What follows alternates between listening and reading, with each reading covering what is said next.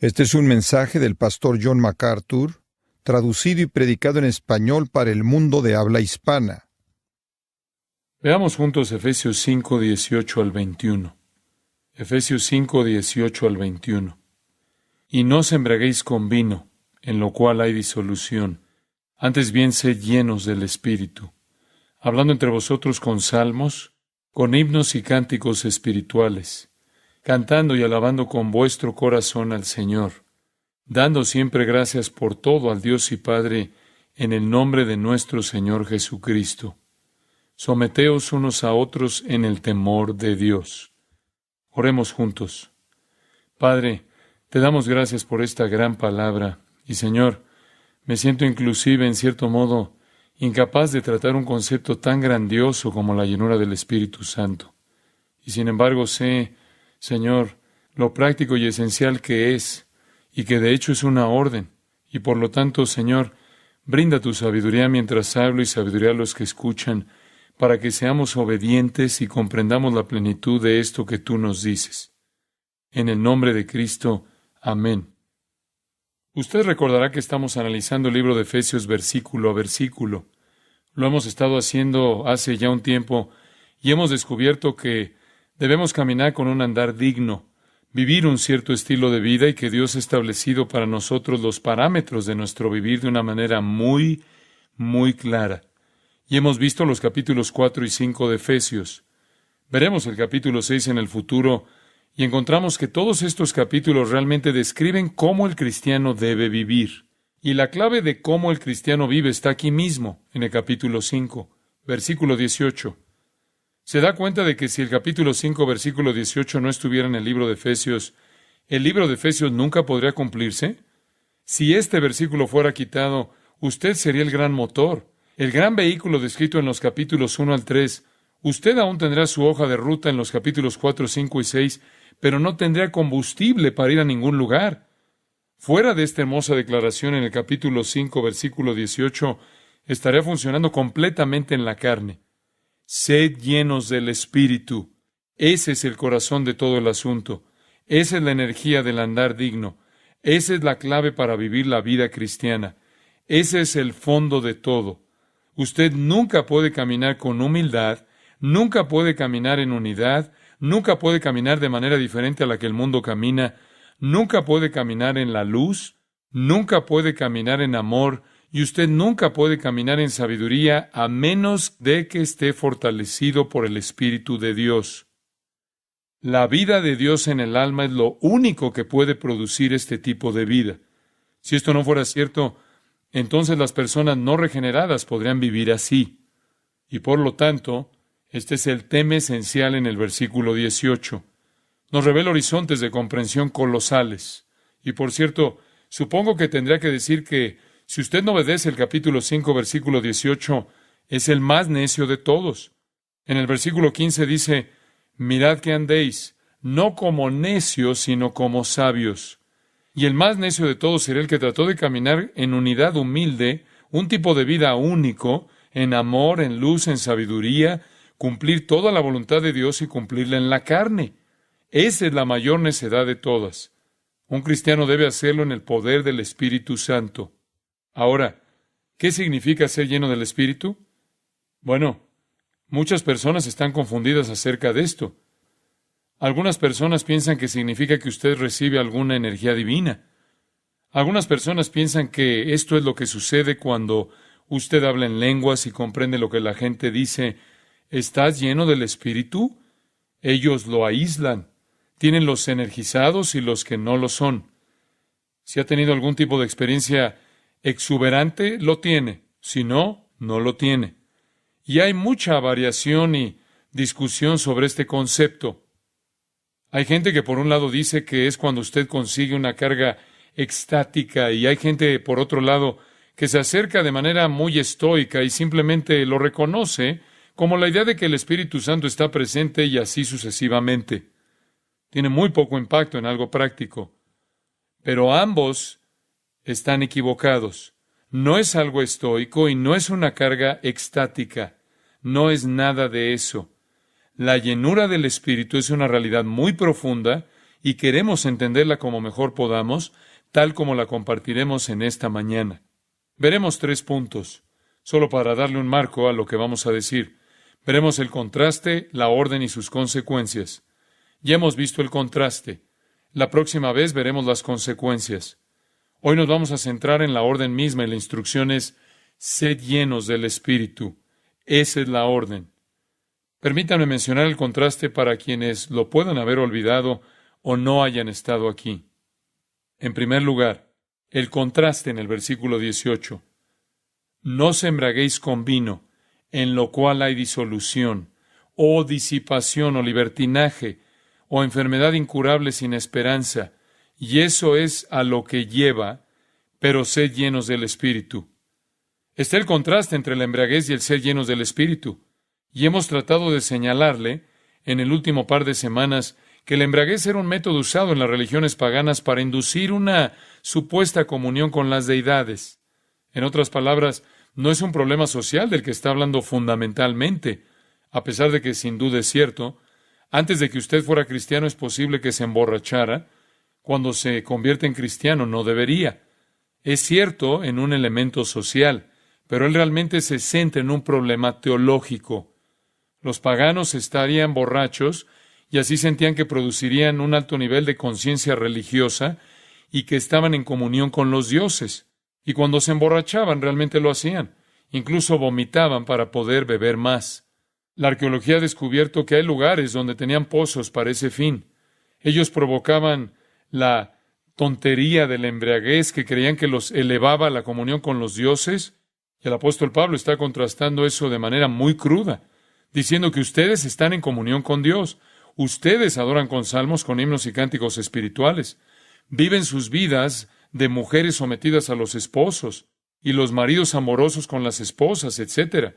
Ustedes hacen todo esto no producto de la embriaguez, sino producto de ser llenos del Espíritu de Dios. Completamente diferente. Pablo señala que encontramos nuestra alegría, nuestro júbilo y nuestra comunión con Dios. Encontramos la base de nuestra adoración, la motivación para nuestra liturgia, si se quiere llamarlo así, por ser llenos del Espíritu Santo.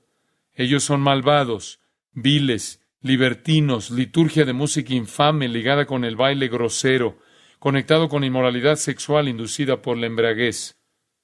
Nuestra adoración verdadera, nuestra música hermosa, nuestra comunión con Dios son provocadas por el poder del Espíritu Santo. Y así, en la mente de Pablo, está el marcado contraste entre el culto borracho desenfrenado de los sistemas paganos y la belleza de la adoración llena del Espíritu al Dios verdadero.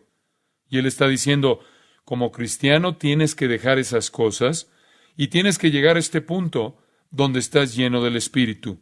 Ahora bien, esto es un contraste común en la Escritura.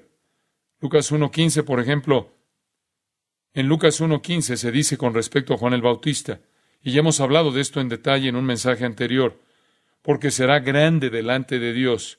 Y aquí está una de las cosas que lo caracterizará. No beberá vino ni sidra, y será lleno del Espíritu Santo, aún desde el vientre de su madre.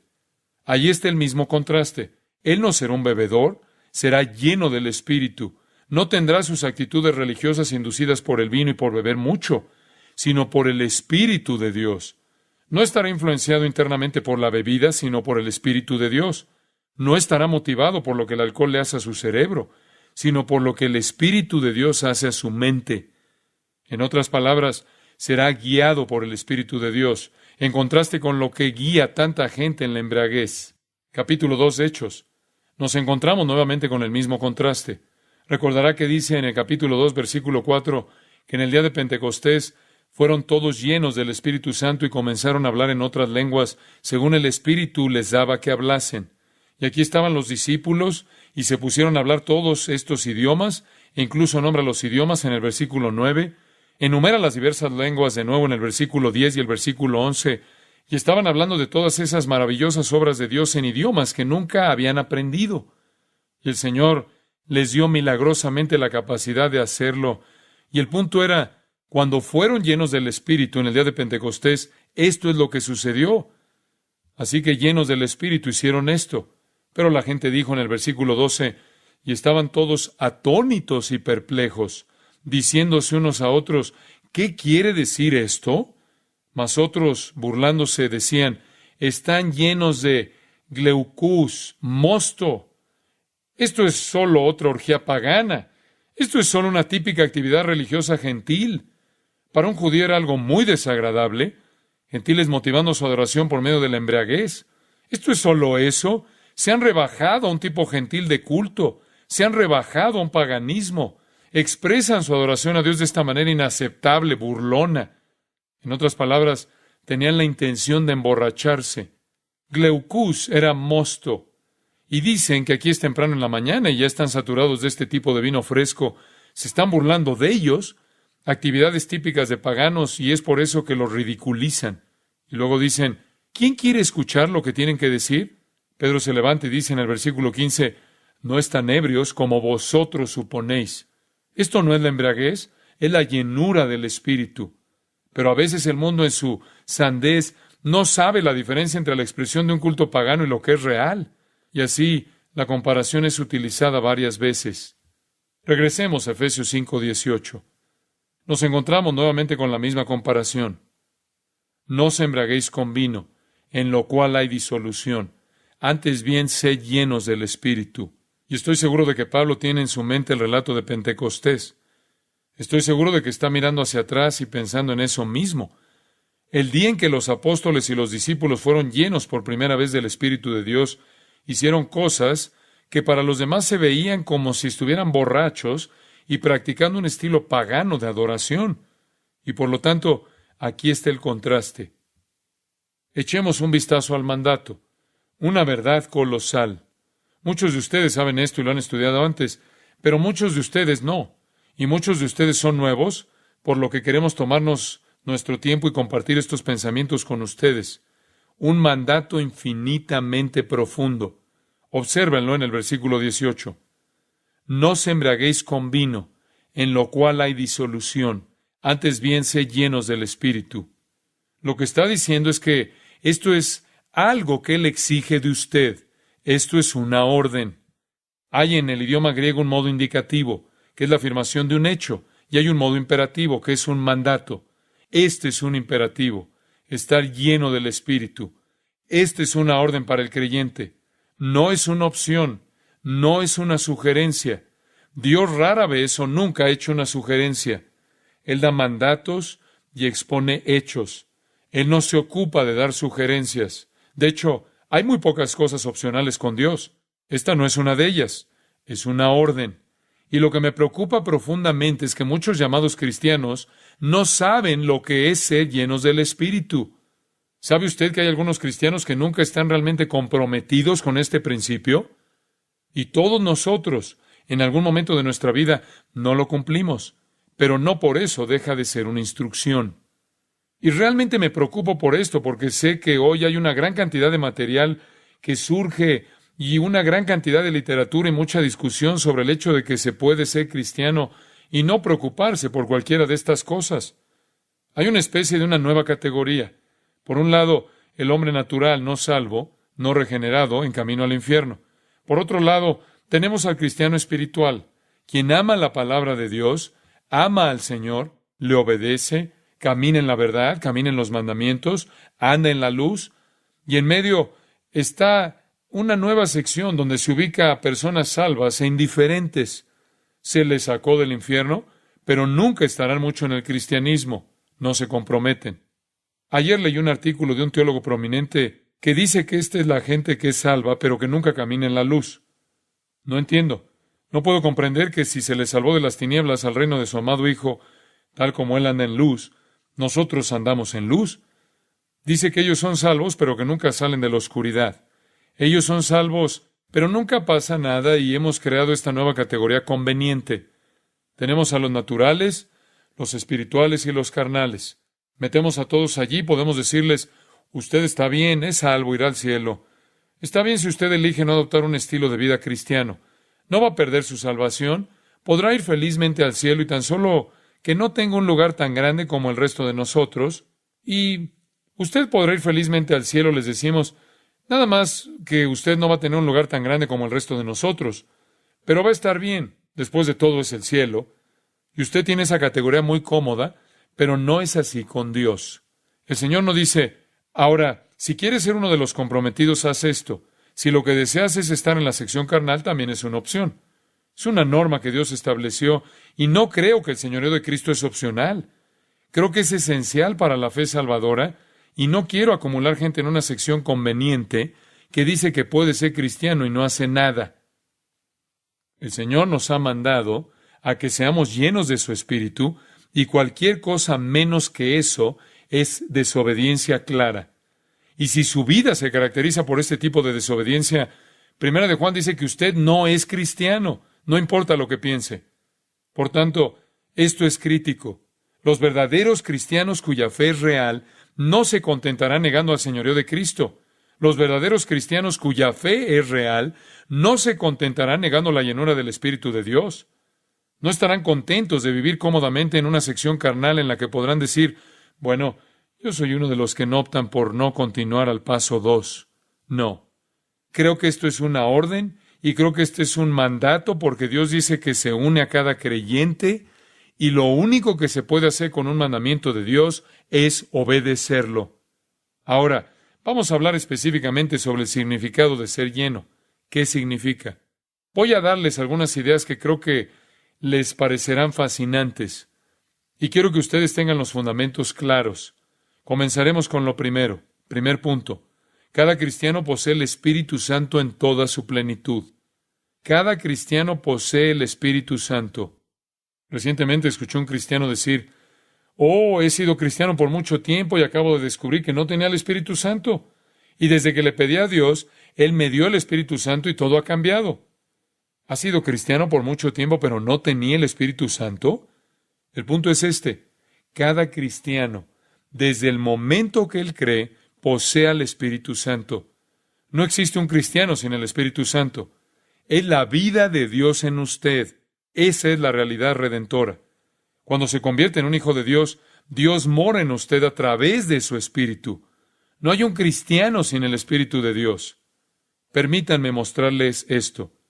Romanos 8:9. Voy a intentar enfocarlo desde un ángulo un poco diferente. Romanos 8:9 es una escritura fascinante. Por cierto, la mayoría de las veces que se utiliza la palabra carnal en la Biblia es para hablar de las personas incrédulas, no cristianas. Aquí hay una buena ilustración. Por cuanto los designios de la carne son enemistad contra Dios, porque no se sujetan a la ley de Dios, ni tampoco pueden. Y los que viven según la carne no pueden agradar a Dios, dice en el versículo 7. Aquí, los que viven según la carne significan los que no son salvos. Aquí está diciendo que si vives según la carne no eres salvo. Algunos dicen, bueno, yo soy solo un cristiano carnal. La realidad puede ser que sea un cristiano carnal de acuerdo con 1 Corintios 3, o que sea carnal y punto, tal como Romanos 8 dice, y no sea salvo en absoluto. Así que, si usted se siente cómodo en su carnalidad, mejor es que se examine para ver si es realmente salvo, porque es posible que sea carnal de acuerdo con Romanos 8, en lugar de que sea carnal de acuerdo con 1 Corintios 3. Puede haber cristianos que actúan carnalmente, pero la carnalidad es principalmente una característica de las personas incrédulas. Están en enemistad con Dios, no están sujetos a la ley de Dios, no pueden estar sujetos a la ley de Dios, no pueden agradar a Dios. Pero, versículo 9, mas vosotros no vivís según la carne, sino según el Espíritu. Si usted es un cristiano, está en el Espíritu. Si es cristiano, no está en la carne. Observe el final, donde dice, si es que el Espíritu de Dios mora en vosotros. En otras palabras, cuando usted es cristiano, está en el Espíritu, porque el Espíritu de Dios mora en usted. Y luego, al final del versículo, y si alguno no tiene el Espíritu de Cristo, no es de él. ¿Lo ve? Si no tiene el Espíritu Santo, no es que usted es carnal, no es que usted aún no lo ha obtenido, usted no es salvo. Si alguien no tiene el Espíritu de Cristo, no pertenece a Cristo. Si alguien pertenece a Cristo, tiene el Espíritu de Cristo. Es una simple declaración. Al final del versículo 9, y si alguno no tiene el Espíritu de Cristo, no es de él. Pero si Cristo está en vosotros, versículo 10, en otras palabras, si es cristiano con Cristo en usted, posee el Espíritu Santo. Quiero que usted entienda esto desde el principio. Algunos de ustedes son cristianos nuevos y podrían no comprenderlo. Como cristiano, usted posee el Espíritu y Él está allí en plenitud. Está allí en su totalidad. No hay dosis. Usted no lo consigue por partes. No tiene que decir, he escuchado a personas que dicen, dame más de tu Espíritu. No hay más que obtener. Él no viene en medidas. Está allí por completo. Cada creyente posee el Espíritu. Ahora observe 1 Corintios 12:13. Otro versículo importante que se ocupa de la misma realidad. Aquí tenemos otra vez el mismo énfasis. Y es muy interesante saber que los corintios eran cristianos carnales. Su carnalidad era la carnalidad del cristiano. Eran cristianos viviendo como si no fueran cristianos en muchos casos, y estoy seguro de que algunos de ellos no eran cristianos, sino que solo aparentaban serlo. Pero les dice aún a aquellos que eran pecadores, incluso a los cristianos pecadores, porque por un solo espíritu fuimos todos bautizados en un cuerpo, sean judíos o griegos, sean esclavos o libres, y a todos se nos dio a beber de un mismo espíritu. A todos los creyentes se nos ha hecho beber de un mismo espíritu. Todos los creyentes han sido bautizados en el cuerpo de Cristo. Y me apresuro a decir que el bautismo del Espíritu no es una experiencia. El bautismo del Espíritu no es experimental. Usted no lo siente, no sabe cuándo ocurre, no se advierte, no se percibe. Físicamente no le pasa nada a usted cuando esto ocurre, porque aquí nos dice que por un solo Espíritu fuimos bautizados en el cuerpo de Cristo. El bautismo del Espíritu de Dios es el acto por el cual el Espíritu Santo le coloca en el cuerpo de Cristo cuando cree. Es una realidad teológica, no es una experiencia. Es un acto por el cual Cristo, quien bautiza a través del Espíritu, le sitúa a usted en el cuerpo. Así que cuando usted es salvado, es colocado en el cuerpo de Cristo. Y al final del versículo dice que se le da de beber de un mismo Espíritu. Usted recibe al Espíritu Santo. Todos los creyentes, dice allí, hemos sido bautizados y se nos ha dado a beber de un mismo Espíritu. No hay ningún cristiano que no lo haya hecho. Ninguno. Todos poseemos al Espíritu Santo. Ahora regresen a 1 Corintios 6:19. Les está escribiendo a los corintios acerca de su inmoralidad. Ellos cometían fornicación, iban a la cama con rameras, estaban haciendo cosas malas, ruines, viles.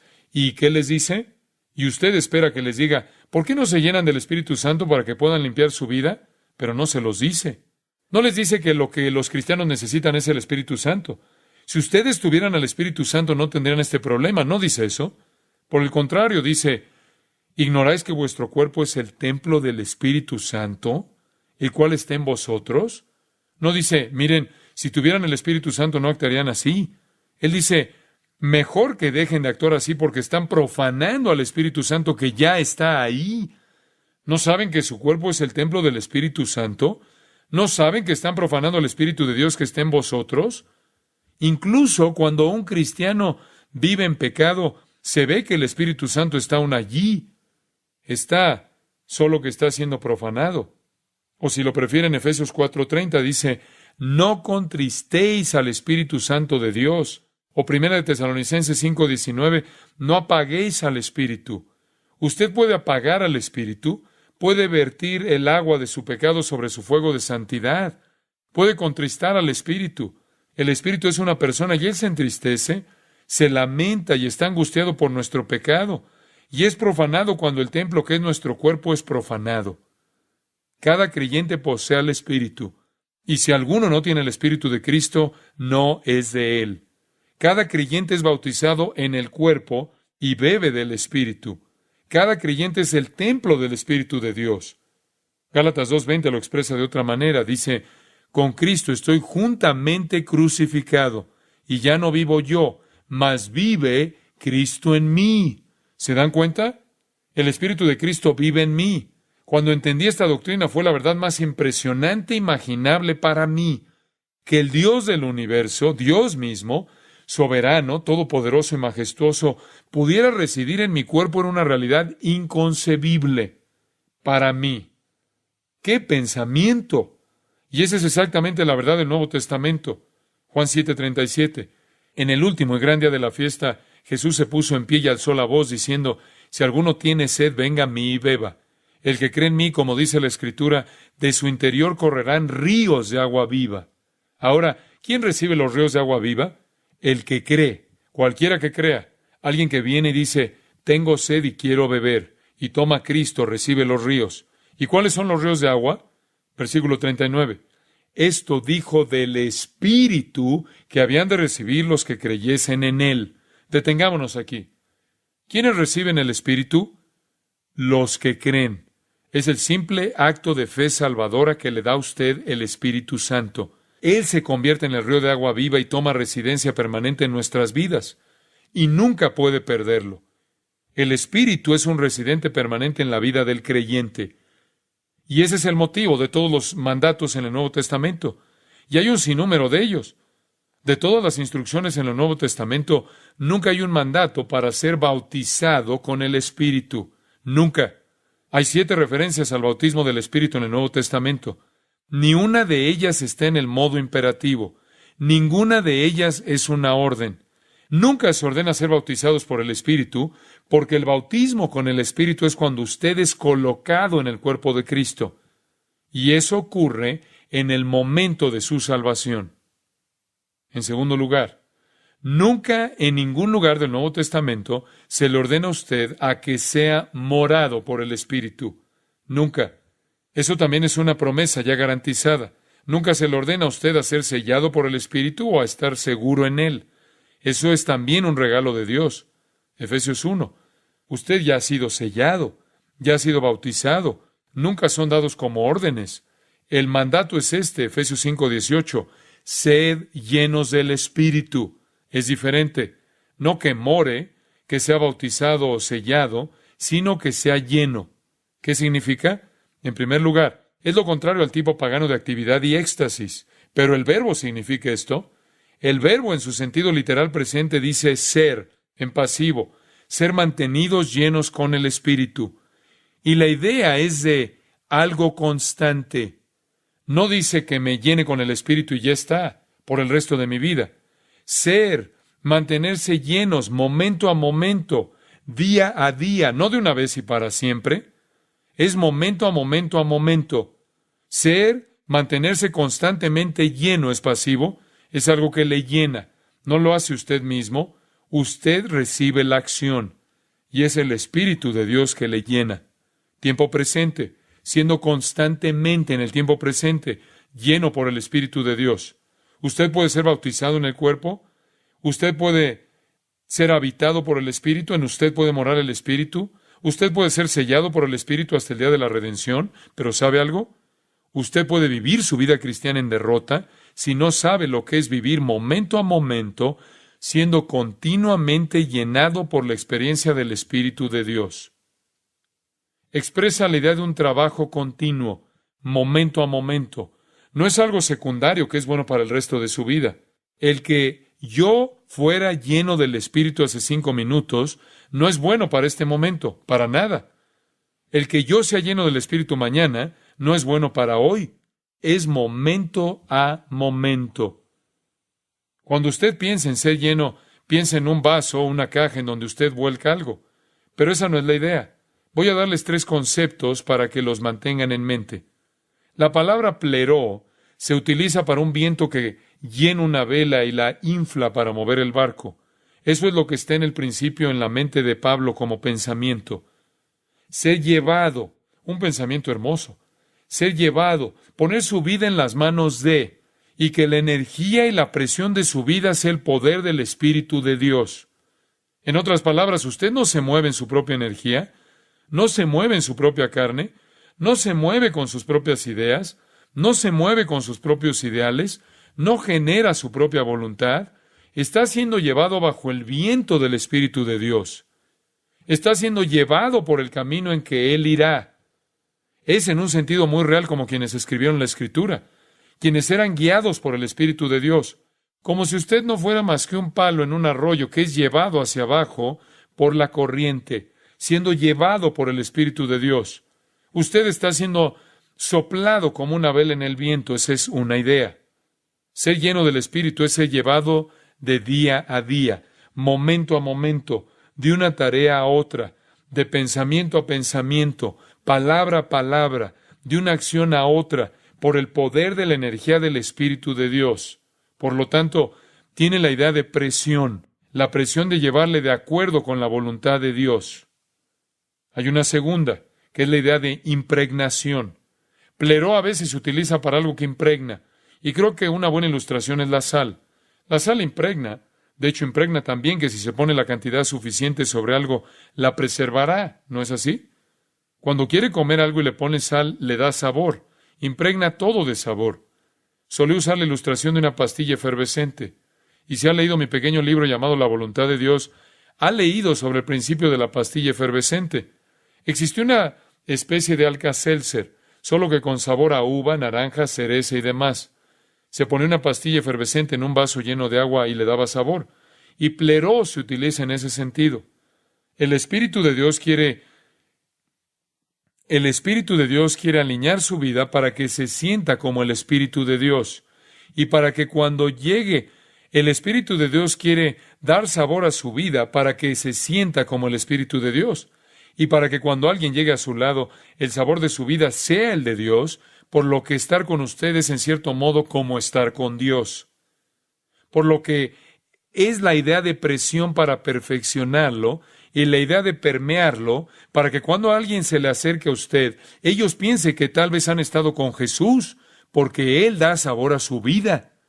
Pero el pensamiento dominante en mi mente, en comparación con el registro del Evangelio en particular, es el uso dominante de pleró para hablar de control, control total. Esa es la idea, avanzar, permear, pero la idea de control es la clave. Permítame ver si lo puedo ilustrar. En el Evangelio, siempre que el escritor quiere hablar de alguien que está dominado por una emoción, usará la palabra pleró que se emplea aquí. En otras palabras, en Juan 16:6 dice, la tristeza ha llenado vuestro corazón. En otras palabras, una pena a tal grado que no puede ser mitigada por la felicidad. Y están íntegramente tristes. Permítanme darles una ilustración para ayudar a comprender esto. En nuestra vida, la mayoría del tiempo podemos equilibrar las cosas. Tomemos el concepto de la pena. Tenemos dolor en una balanza y felicidad en otra. Y pasamos por la vida con un poco de tristeza y luego pensamos en algo feliz. Si las cosas no van bien en casa, voy a la oficina y es mejor.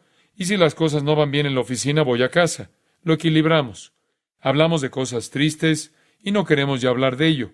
Vamos a hablar de algo feliz. ¿Lo ve? Nos gusta. Pero de vez en cuando no podemos mantener ese equilibrio. Muere la persona que más amamos. De pronto, la balanza está completamente hacia abajo, en el lado triste. Y nada que nadie diga y nada que nadie haga puede quitarnos el dolor. Lleno. Y es entonces cuando se usaría esa palabra. Domina por completo. Por otro lado, usted va por la vida feliz y triste. La tía Marta muere y le deja mucho, mucho dinero. Nunca lo esperaba. Ahora de repente usted está lleno de felicidad. Y ese es el concepto de la palabra. Está totalmente dominado por ella y no necesita ningún equilibrio. Y lo más triste que sucede a su alrededor no le interesa. Está feliz. Y así es la vida. Puede haber cosas que dan seguridad y cosas que nos asustan y nos dan miedo. Un esposo obtiene un aumento de salario y adquirimos una nueva casa y los niños están bien y nos sentimos llenos de seguridad. Por otro lado, algún desastre ocurre, algo terrible. Estamos aterrados. Es de noche y alguien se mete por la ventana. Eso es pleró. Ser controlado por esa emoción de modo que ya no puede mantener su equilibrio. Está fuera de control. Está controlado por lo que influye su pensamiento y su emoción. Lo mismo sucede con nuestra forma de vivir la vida cristiana. Así es el modo en que caminamos la mayoría de nosotros. Un poco en nosotros, un poco en el Espíritu Santo. Pero de repente, en algún momento nos rendimos al Espíritu de Dios y cuando el ego desaparece completamente, estamos llenos del Espíritu. Todo es controlado por Él. Todas nuestras emociones, todos nuestros actos de voluntad, todos nuestros procesos de pensamiento. Eso es lo que significa ser lleno del Espíritu. Es esencialmente el concepto. La idea de ser llevado, la idea de ser permeado para tener el sabor de Jesucristo, pero también es la idea de ser controlado por una mano firme de control. Permítanme darles una ilustración. Observen Mateo 4:1. Dice, entonces fue Jesús llevado por el Espíritu al desierto para ser probado por el diablo. Aquí está el Espíritu Santo operando en la vida de Jesús. Y dice que el Espíritu Santo llevó a Jesús. Ahora vamos a Lucas 4:1. Llevó a Jesús en Mateo 4:1 a la tentación. En Lucas 4:1 tenemos el mismo suceso, la tentación, la misma situación. Pero aquí dice, Jesús, lleno del Espíritu Santo, volvió del Jordán y fue llevado por el Espíritu al desierto. Ahora, ¿cuál era la condición en la cual le llevó el Espíritu? ¿Cómo estaba él? Lleno del Espíritu. ¿Ven lo que significa ser llenos del Espíritu Santo? Significa ser guiados por el Espíritu, ser controlados por el Espíritu. Marcos capítulo 1. El mismo tema una vez más, la tentación de Jesús. Y en Marcos 1:12 dice, y luego el Espíritu, se utiliza la palabra ikbalo, le impulsó al desierto. Y esa es una palabra muy fuerte. Él lo condujo al desierto. Él le empujó al desierto. En otras palabras, Jesús mismo estaba bajo el poder del Espíritu de Dios. El Espíritu de Dios literalmente lo llevó donde Él quería que fuera. Él estaba controlado por el Espíritu de Dios, y por eso más tarde, cuando llegaron a Jesús, dijo que lo hacían por el poder de Satanás. Él dijo, no me han blasfemado a mí, sino ¿a quién? Al Espíritu Santo. ¿Por qué? Porque él había cedido el control de su vida al poder del Espíritu de Dios. Estaba lleno del Espíritu y por eso era llevado por el Espíritu. Ser llenos del Espíritu Santo es lo mismo. Es la idea de ser impulsado por el Espíritu de Dios, de ser movido por el Espíritu de Dios, de estar impregnado del Espíritu de Dios, de ser controlado por el Espíritu de Dios. Esa es la cuestión. Y eso es de lo que estamos hablando. Estamos hablando de vivir su vida bajo el control del Espíritu de Dios.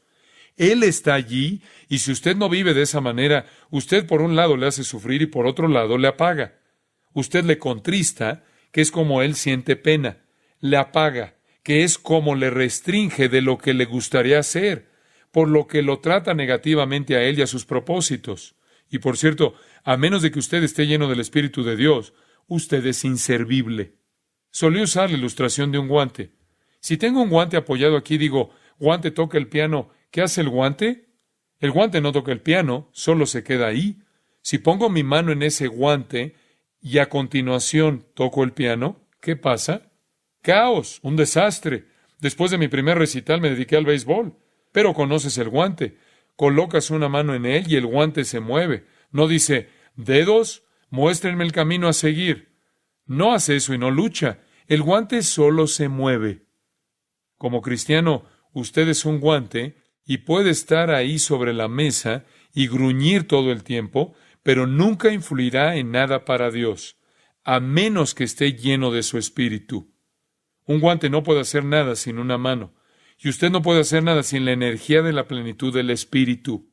Todo lo que usted intenta hacer por su cuenta se realiza en la carne y es inútil. Como mucho es una migaja, no de oro, plata, piedras preciosas. Lo que la Escritura está diciendo aquí es que usted debe ser lleno del Espíritu de Dios para ser eficaz, para cumplir con un andar digno, para cumplir con el andar en amor, de luz, sabio, para hacer cualquier cosa para Dios, para caminar en sabiduría. Usted debe ser lleno del Espíritu de Dios, debe ser permeado por su persona, nacido de su poder y debe ser controlado por su presencia. Permítanme mostrarles algo. Usted sabe que a menos de que sea así, es inútil al Señor. Él no puede hacer nada con usted. Es una pérdida de tiempo. Funcionar en la carne no cosecha absolutamente nada. Cuando el Señor quiere un trabajo hecho, siempre consigue a alguien lleno del Espíritu. En el capítulo 6 de Hechos, versículo 5, necesitaban algunos hombres para un trabajo especial. ¿Y cuáles eran los requisitos? Hechos 6:5. Agradó la propuesta a toda la multitud, y eligieron a Esteban, varón lleno de fe y del Espíritu Santo. Lo eligieron porque estaba lleno de fe y lleno del Espíritu Santo. Y dice en el 7:55, pero Esteban, lleno del Espíritu Santo, puestos los ojos en el cielo, vio la gloria de Dios y a Jesús que estaba a la diestra de Dios. Estar lleno del Espíritu le lleva fuera de este mundo, ¿no es así? Ser lleno del Espíritu Santo le da una visión de Dios, le aleja del sistema. Significa que no me importa lo que me suceda a mí, sino que Él sea glorificado. Es algo trascendente, es una realidad trascendental que lo lleva fuera del mundo, de sus circunstancias, fuera de sus vicisitudes, fuera de sus pruebas para ver a Dios. Cuando Dios quiere un hombre para un trabajo, Él quiere un hombre lleno del Espíritu, porque puede suceder que el hombre sea apedreado, y si Él no está lleno del Espíritu, nunca será capaz de soportarlo. Más adelante, en el capítulo 9, Él necesitaba un hombre. Necesitaba un hombre llamado Saúl, que francamente era intransigente. Era un fracaso. Fue un perseguidor de la iglesia. Pero el Señor lo alcanzó a él y tuvo una condición básica para él en el capítulo 9, versículo 17. Fue entonces Ananías y entró en la casa y poniendo sobre él las manos, dijo, hermano Saulo. Esto es, después de su experiencia de conversión, después de su experiencia de camino a Damasco, el Señor Jesús, que se te apareció en el camino por donde venías, me ha enviado para que recibas la vista y seas lleno del Espíritu Santo. Saúl, antes de comenzar tu trabajo tienes que ser lleno del Espíritu o será hecho en la carne. Ser llenos del Espíritu es vivir momento a momento bajo el control del Espíritu Santo.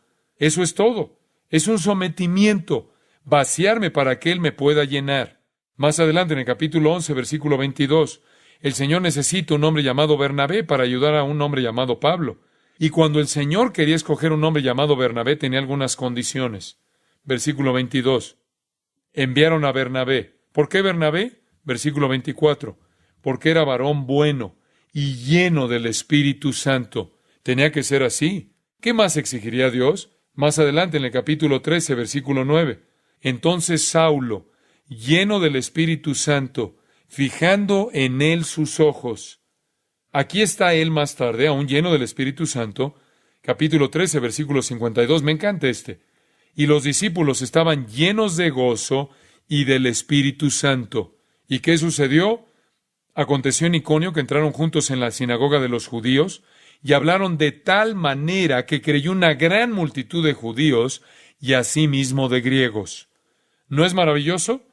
Cuando Dios quiere a alguien para ministrar a su iglesia, cuando Dios quiere a alguien para un trabajo misionero, cuando Dios quiere a alguien para ganar personas para Cristo, Él encuentra a alguien que sea lleno del Espíritu, alguien que se atiene a la voluntad de Dios por la presión del Espíritu de Dios, permeado por el sabor de Jesús mismo, y alguien que está absolutamente controlado por ese poder. Es el estándar que Dios ha establecido. Ese es el significado de estar lleno. Pero, ¿cómo se logra? ¿Cómo me lleno? Permítame decirle rápidamente, y con esto terminamos.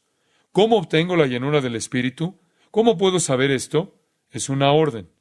Es increíble. Escucho a gente que ora por la llenura del Espíritu. No tiene que orar por ella. No es una petición de oración, es una orden. Usted no tiene que decir, Señor, quiero ser lleno. Él le está diciendo, ser lleno. Y usted le está diciendo, quiero ser lleno. Hay una especie de obstáculo allí. Si Él le dio a usted una orden, entonces usted tiene los recursos, ¿correcto? Y los recursos para vaciarse a sí mismo de uno mismo es un asunto de confesar el pecado. Le voy a dar una manera simple de verlo. Se trata de una rendición de su voluntad, su intelecto, su cuerpo, su tiempo, su talento, su tesoro, todo para su control. Es la muerte del ego, es la crucifixión del ego, es aniquilar la voluntad propia, es la mortificación de los miembros de su cuerpo, es la muerte de uno mismo. Cuando usted muere, Él le llena. Cuando se vacía de usted mismo, Él le llenará. Ahora, permítame darle una ilustración de eso. Veamos Efesios capítulo 5 rápidamente. En Efesios capítulo 5, versículo 18, tenemos esta declaración. No os embriaguéis con vino, en lo cual hay disolución. Antes bien, sed llenos del Espíritu. Ahora, ¿qué sucede cuando usted está lleno del Espíritu? Esto es lo que sucede. Hablarán entre ustedes con salmos, himnos y cánticos espirituales. Versículo 19. Versículo 20. Estarán agradecidos. Siempre darán gracias por todo. Versículo 21. Se someterán mutuamente. Versículo 22. Las casadas llenas del Espíritu estarán sujetas a sus maridos. Versículo 25. Los maridos llenos del Espíritu amarán a sus esposas. Capítulo 6, versículo 1. Los hijos llenos del Espíritu obedecerán a sus padres. Capítulo 6, versículo 4. Los padres llenos del Espíritu no provocarán a sus hijos a ira. Efesios 6:5. Los siervos llenos del Espíritu serán obedientes. Y los amos llenos del Espíritu, Efesios 6:9, tratarán bien a sus siervos. Ahora que lo ve, ¿no es increíble? La llenura del Espíritu nunca produce algo extático. Provoca cantar, decir gracias, sometimiento y un montón de relaciones humanas correctas. Nadie cae sobre su espalda, nadie entra en algún tipo de experiencia extática. ¿Qué pasa? Todas las relaciones son correctas. Su relación con Dios es correcta porque canta y le da gracias. Su relación con otras personas es correcta porque usted se somete, ya sea en el matrimonio o en la familia o en una situación laboral. Todo es muy práctico. Está todo muy claro. La llenura del Espíritu afecta a todas estas relaciones con Dios, con nuestras familias y los demás. Ahora, permítame mostrarle algo. Colosenses capítulo 3, versículo 16. Un maravilloso paralelo. Dice en medio del versículo, enseñándoos y exhortándoos unos a otros. De nuevo, exactamente como Efesios 5, con salmos e himnos y cánticos espirituales. Versículo 17. Y todo lo que hacéis, sea de palabra o de hecho, hacedlo todo en el nombre del Señor Jesús, dando gracias a Dios Padre por medio de Él. Nuevamente la misma rutina, condensada, pero está todo ahí. Esposas, sométanse a sus esposos. Maridos, amad a vuestras esposas. Hijos, obedeced a vuestros padres. Padres, no provoquen a sus hijos. Siervos, obedezcan a sus amos. Y luego en el capítulo 4, versículo 1, amos, haced lo que es justo y recto con vuestros siervos. La misma secuencia está toda allí. El canto, el agradecimiento, la sumisión, las esposas, los esposos, los hijos, el padre, el siervo, el amo, idéntico. Ahora sabemos bien lo que produce Efesios 5, la llenura del Espíritu. ¿Qué lo produce aquí? Aquí es diferente. Versículo 16. La palabra de Cristo mora en abundancia en vosotros en toda sabiduría. Déjeme decirle algo. Ser lleno del Espíritu es lo mismo que permitir que la palabra de Cristo more en usted en abundancia. Tiene que ser lo mismo, ya que produce los mismos resultados. La gente dice que ser lleno del Espíritu es algo místico, muy místico. No, la llenura del Espíritu es tomar la palabra que Cristo nos ha dado y dejarla morar. ¿En dónde? En su corazón. Si quiere ser lleno del Espíritu, no se siente en un rincón y suplique a Dios. Si quiere ser lleno del Espíritu, aliméntese de la palabra de Cristo y a medida que es alimentado y lleno de la palabra y como resultado de que ella vive en usted plusios, abundantemente, ricamente en plenitud, se encontrará bajo su control. ¿Quién es el autor de la palabra de Cristo? El Espíritu. Y cuando se vierte la palabra en él, se convierte en quien le controla. Como dijo Spurgeon, y cito, su sangre se convertirá en biblina, fin de la cita. Tiene razón. Es una cosa sencilla y no hay motivo para que sea confusa. Ser lleno del Espíritu es simplemente dejar que la palabra domine mi vida.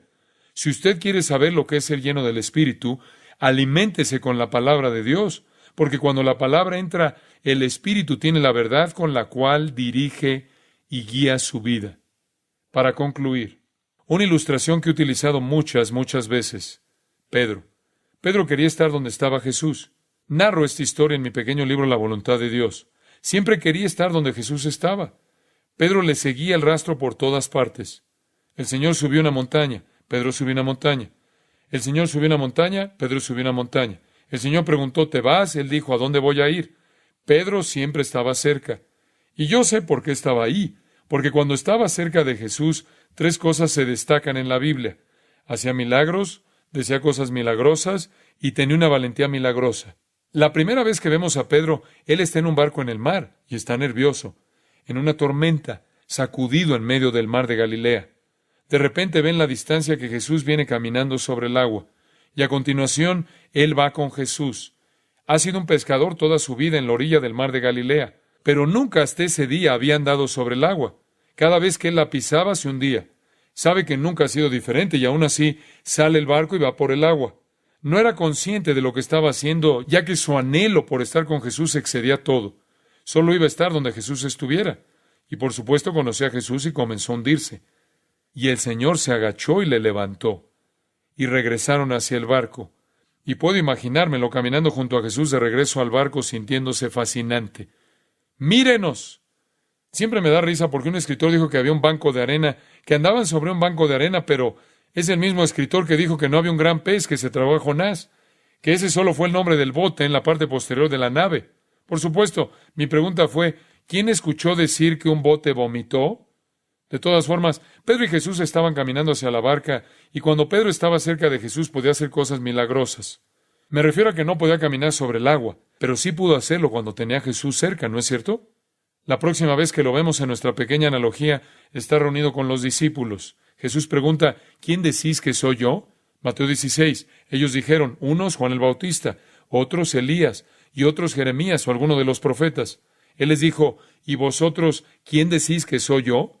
Respondiendo Simón Pedro dijo, tú eres el Cristo, el Hijo del Dios viviente. Y estoy seguro que él pensó para sí mismo, ¿de dónde vino eso? La boca de Pedro estaba disponible. Un poco más adelante en este capítulo, Satanás lo utiliza, ¿recuerda? Y Jesús tuvo que decir, quítate de delante de mí, Satanás. Su boca estaba disponible y entonces Dios la usó. Tú eres el Cristo, el Hijo del Dios viviente. ¡Qué sorpresa! Y Jesús lo miró y dijo, no te lo reveló carne y sangre, sino mi Padre que está en los cielos. Mi Padre acaba de utilizar tu boca por un momento. No es de extrañar que quisiera estar donde Jesús estaba. Él podía hacer milagros y decir cosas milagrosas. Tercero, él podía tener un valor milagroso. En el jardín, todos los soldados llegaron a capturar a Jesús. Y Jesús dijo, ¿a quién buscáis? Y el ejército romano en conjunto se cayó como fichas de dominó en el piso. Y Pedro pensó que eso iba a ser fácil. Y así, de pie al lado de Jesús y cada vez más irritado, muy pronto decide arremeter. Toma su espada y comienza con el primer hombre en la línea. Iba a enfrentar hombre por hombre a lo largo de la fila. Había quizás 500 de ellos de la fortaleza Antonia. Él le cortó la oreja a Malco e iba por su cabeza, pero Malco se agachó. No tengo duda de eso. Él no iba solo por su oreja, iba por todo. Y comenzó con el primer hombre de la línea, y comenzó con el primer hombre en la fila, y continuaría con la tropa entera. Nosotros decimos, ¿de dónde sacó el valor? Bien, sabía que todo lo que tenía que hacer era mirar a Jesús, y Jesús haría que se cayera nuevamente, por lo que no tenía nada de qué preocuparse. Tenía la capacidad de hacer milagros, decir lo milagroso y tener un valor milagroso cuando estaba cerca de Jesús. No es de extrañar dónde quería estar. No es de extrañar que cuando Jesús le preguntó si se iría, él le contestó, ¿dónde iría, Señor? Y sin embargo, ¿saben lo que sucede la próxima vez que lo vemos? Es apartado de Jesús. Jesús está adentro siendo juzgado. Él está afuera calentando sus manos y la Biblia dice que le negó 3 veces. ¿No es eso terrible? Para Pedro solo bastó estar separado de Jesús para ser un fracaso. Hay un gran principio aquí. ¿Quiere decir que él era un cobarde cuando Jesús estaba a 100 metros de distancia? Sí. Lo siguiente que vemos, Jesús va al cielo, usted pensará que ese era el final de Pedro. Él es un cobarde estando a 100 metros de distancia. ¿Ahora qué hará? El Señor está ciertamente en el cielo. ¿Sabe lo que Él hace? Él da la cara el día de Pentecostés y dice, varones judíos y todos los que habitáis en Jerusalén, esto sea notorio y oíd mis palabras. Y continúa predicando acerca de Jesús, a quien crucificaron como Señor y Cristo, y predica una obra maestra fantástica. Dios está utilizando su boca nuevamente con inspiración divina, y al oír esto se compungieron de corazón, y dijeron a Pedro y a los otros apóstoles, varones hermanos, ¿qué haremos? Pedro les dijo, arrepentíos y bautícese cada uno de vosotros en el nombre de Jesucristo para perdón de los pecados, y recibiréis el don del Espíritu Santo. Y había 3,000 personas. Otra vez estaba hablando en un modo milagroso. Él abría su boca y Dios hablaba. La próxima vez que lo vemos, él y Juan van al templo para el culto, y hay una persona tirada en el piso, un mendigo cojo que lo mira y él dice, no tengo plata ni oro, pero lo que tengo te doy. En el nombre de Jesucristo de Nazaret, levántate y anda. Y el hombre saltaba y andaba y entró al templo haciendo todo eso. No solo podía decir cosas milagrosas, también podía hacer milagros, por lo que no les gustaba lo que estaba haciendo. Lo arrastraron ante el Sanedrín y le dijeron que dejara de predicar, y les dijo, juzgad, juzgad si es justo delante de Dios obedecer a vosotros antes que a Dios, y lo dejaron ir. Y salieron, y salió e inició una reunión de oración, y oraron para que Dios les diera más audacia, y ellos salieron y predicaron aún más. Es increíble para mí ver que cuando Pedro estaba con Jesús podía hacer cosas milagrosas, decir cosas milagrosas, tener una valentía milagrosa. Más tarde, cuando Jesús estaba en el cielo, él podía hacer milagros, hablar cosas milagrosas, tener un coraje, una valentía milagrosa. ¿Cuál es la conexión? ¿Cuál es la relación? Antes de que diera la cara en Pentecostés, la Biblia dice en Hechos 2:4, fueron todos llenos del Espíritu Santo. Aquí está la conclusión. Ser llenos del Espíritu es lo mismo que vivir como si estuviera al lado de ¿quién? Jesucristo. Ser llenos del Espíritu es lo mismo que dejar que la presencia de Cristo domine su vida. No es algo místico, es llenarme con la palabra de Dios para que la verdad de Cristo domine mi pensamiento. Y luego el Espíritu de Dios, a medida que me rindo a la verdad de Cristo en mí, que me conducirá a ser y decir y ser lo que Dios quiere que sea,